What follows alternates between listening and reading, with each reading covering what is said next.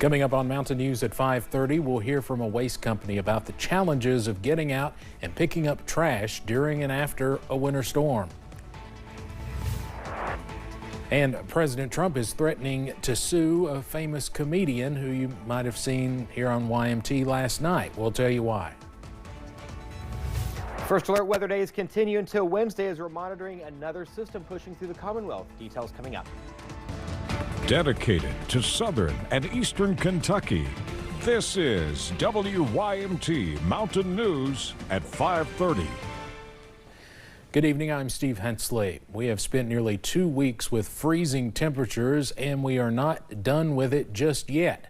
Another weather system is moving in tomorrow, but this time most of us might see more rain than snow. Meteorologist Sarah Dean has the latest on this First Alert Weather Day. That's right, Steve. Some of that will transition from rain to a little bit of a wintry mix as we go into the overnight hours, into the early morning hours of your Wednesday. In terms of snowfall, not much in terms of accumulation. The downside to that, though, is places that got above freezing today, a lot of that stuff that's melted has a chance to refreeze. And of course, anything that falls could cause some hazards. So with that in mind, First Alert Weather Days have been declared until Wednesday. Ice and snow on the roadways and refreezing will be my main concerns. Right now, temperatures are in the 20s and 30s. Look at this. Finally made it to the freezing mark in Hazard. 32 degrees. Stanton's at 32. Moorhead's at 30. London's at 32. Manchester, 35 degrees. Same story in Williamsburg. Factor in that feels like temperature, though. Look at Wise. Down to 11, 27 in Clintwood, 31 in Pikeville. Boonville, good evening to you. You're at 32. Stanton's at 32 as well. You factor in that feels like temperature for the next several hours. We're going to stay in the mid-20s when you wake up in the morning Tuesday. We'll see that feels like temperature in the 20s. Here's a look at live pinpoint Doppler radar. All is quiet throughout eastern Kentucky for now, but that will change for your Tuesday. So when you wake up in the morning, temperatures in the 20s will greet you again. That feels like temperature will stay in the low 20s. Now, the question is, what are we going to see for Tuesday? Because, again, we've got a system pushing through. I'll have that answer coming up in the First Alert forecast in a few minutes. Steve. Well, it's hard to remember now when we weren't in a First Alert Weather Day. Thank you very much, Eric. Sanitation crews throughout the Bluegrass have experienced issues battling the snowy and icy roads, which has caused delays in trash pickup for several days in some places. Here in eastern Kentucky, Rumpke officials say they face additional challenges than other parts of the state, as the eastern part of the region has more rural roads, which are more difficult for garbage trucks to navigate. My guys spend the majority of their days on one-lane roads, to where if you meet a car on a bad road, there's no place to get over. You have to stop.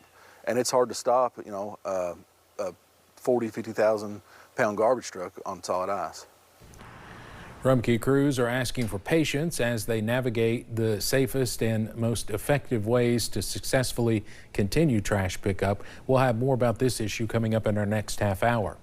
In West Virginia, the town of Wayne has been under a do not consume water order for more than 2 weeks now. Test results from Friday released by the West Virginia Department of Health says the DEP still found transformer oil in the town of Wayne's water plant supply. The mayor of Wayne says the do not consume order will remain in place until sample tests reflect a non-detection of transformer oil. Governor Patrick Morrisey did meet with local leaders yesterday. Ice has formed on the Ohio River. That is leading to a warning from the Coast Guard. That's as officials are urging boat captains to exercise extreme caution on the water as sheets of ice are creating hazardous conditions. The Coast Guard says there have been cases of commercial vessels being damaged and even taking on water after striking ice. People who work on the river say this is the most ice they have seen on the river in more than a decade. Officials are also warning people to stay off the ice. A judge ruled there is enough evidence to send a Lexington murder case to a grand jury. A man is accused of stabbing a woman to death last month at an apartment. Amelia Lee was in the courtroom as some disturbing details came to light. New details emerged today about what police say happened inside of an apartment on Larkin Road last month. A detective testified that Roberto Bufil Paredes stabbed the mother of his child 19 times. She had multiple to her torso, left arm, upper back, and the back of her neck. Detective James Chisholm testified that on January 15th, Paredes called police. In reference to a man calling 911 claiming he had just stabbed his wife. A few minutes, or just less than a minute later, another call was made by a witness to 911 asking for a welfare check. Police say his 2-year-old daughter was in the apartment at the time. After the stabbing, Paredes told officers he cleaned his hands and consoled his daughter. Then he cleaned the scene and the weapons. Finally, he wrapped the victim's body in blankets and taped them shut. He claimed to do this so that his daughter wouldn't see the incident. Chisholm says Paredes stabbed her in the kitchen, then moved the body to the living room. Paredes had 2 cuts on his hands. He told police the victim had 2 knives. Police found 1 knife in the kitchen sink and others in a knife block. His attorney, Marcel Radomil, spoke on his behalf. He was the primary caregiver of their daughter, and he is looking to be what they read. The judge sent the case to a Fayette County grand jury. That jury will decide whether to indict Paredes on charges of murder, abuse of a corpse, and tampering with physical evidence. In Lexington, Amelia Lee, WKYT. Paredes is being held in the Fayette County Detention Center on a $1 million cash bond. He appeared in court today with an interpreter. A man accused of killing 2 men in Elizabethtown, then setting a house on fire, is expected in court tomorrow, where attorneys will try to get the death penalty off the table. Dustin Cottle is charged with murder, arson, and tampering with evidence. He's accused of killing Blake France and Anthony Garrett, then setting a fire at a home on Heenan Lane in October 2024. Cottle's attorneys have filed a motion to exclude the death penalty due to the defendant being diagnosed with a severe mental illness. Nearly a decade after Kentucky became a right-to-work state, one lawmaker is now proposing a bill to reverse it. Senator Gary Clemens made the announcement this morning at United Auto Workers Local 862 in Louisville. He says unions have lost negotiating power because workers are not required to pay union fees and join the union while working a job.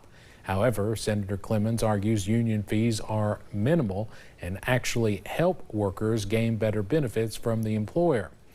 His plan to repeal right to work comes as inflation drives up prices, and Clemens says more people have to rely on multiple jobs and government assistance to make ends meet. If these companies are profiting $2 billion a year, but yet they want you to live in poverty, something's wrong. So we have to get the balance and try to maintain affordability where people do not get on SNAP benefits, where people do not have to stand in line for food assistance. You know, it's not a system, it's a broken system, and you should not have to work 2, 3 full-time jobs or 3 or 4 part-time jobs to make ends meet. Senator Clemens has not officially introduced his bill yet. A new policy related to real IDs is now in effect in airports throughout the U.S. Those who do not yet have a real ID or other acceptable form of ID can still board domestic with an added fee.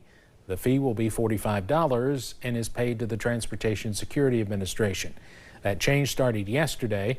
Travelers at Muhammad Ali International in Louisville voiced their opinions about the change. Some think the payment option is a good idea. I just got my real ID because, the deadline hit and I did it and I knew I was flying. But I was surprised to see today when I flew that there was that $45 option. So that made it possible to think, oh gosh, if he has to get on a plane, at least he has that option. If you do not have a real ID, you can input your information and pay the fee online before your flight. Investigators are continuing to search for the mother of NBC Today show anchor Savannah Guthrie. 84-year-old Nancy Guthrie was reported missing near Tucson, Arizona Sunday. The Pima County Sheriff's Office says she did not have any known cognitive issues.